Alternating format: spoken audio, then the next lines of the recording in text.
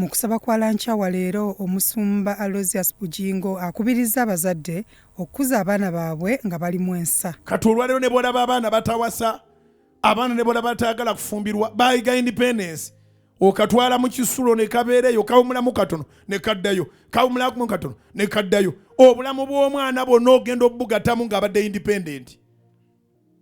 Kaakati abaana bakulira mu bisulo ne bw'omuwasa, era bwe mutuuka mu buliri nga yeekwata piro ye ng'aginyweza. Musula babiri mu kitanda kimu naye nga muli banjawulo.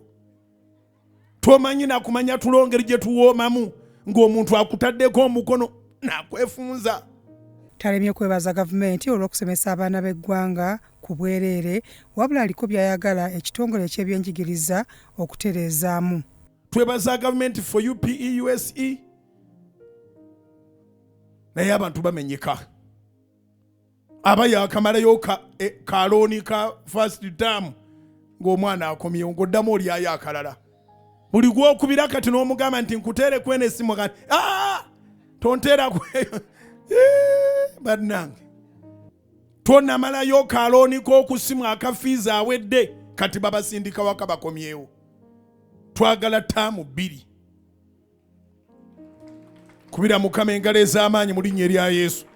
Twagala ttaamu 2 era ekyo His Excellency Yoweri Kaguta Museveni, Maama Janet Kaguta Museveni, Minister of Education omujjuvu, ne mukitukolera mu kisanja kino ekya 2026 ku 2031 muba mukikoze nga bazadde. Omusumba Aloysius Bujingo akuyita ku Salt Media elungujja mu kugatta emikono okulajjanira Katonda, wabula era n'abategeeza abajja okukeera.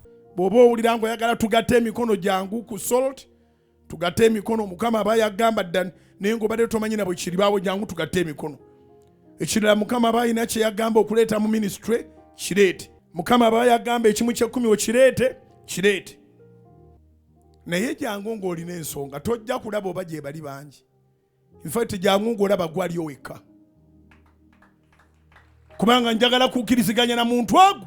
Agambye nti obujulizi bwatandise dda okweyogerera okuva mu bantu abakeera ku Salt Media n'abo abasaba n'ekkanisa House of Prayer Ministries International.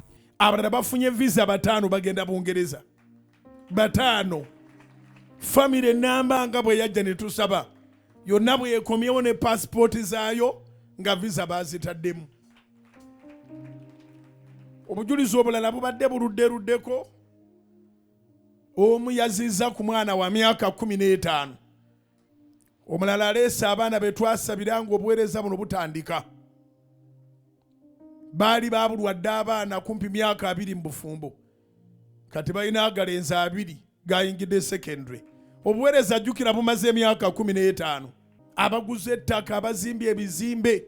Omusumba Aloysius Bujingo era akowodde abakkiriza okujja mu kusaba kwa overnight okuli olunaku olw'enkya olwokutaano, ate era ng'enkya waliyo special service ku lunaku lw'abakozi ku Canaan Land. Sunday service nga 3 ne Sunday service nga 10. Abazadde mugenda kutula n'abaana bammwe mu service, ekintu kino tukikutule nga kiva ku mukulu paka ku lubuto. Tuwajja kubayo Sunday school. Mu kusaba kuno okwengendo basabira mu night prayer.